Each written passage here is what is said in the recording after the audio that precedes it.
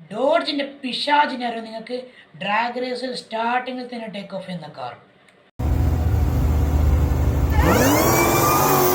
Yes, dodge Challenger SRT സീരീസിലെ അവസാനത്തെ കാറായ dodge Challenger demon 170.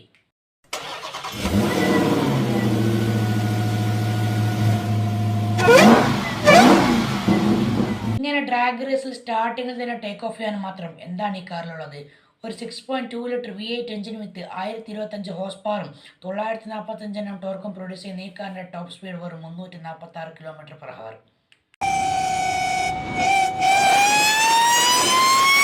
World fastest കാറായ കോണിസെക് ജെസ്കോ വരെ 0 to 100 എത്താൻ 2.5 സെക്കൻഡ്സ് എടുക്കുമ്പോൾ ഡോഡ്ജിന്റെ പിശാചിന് ഒരു 1.66 സെക്കൻഡ്സ് മാത്രം മതി.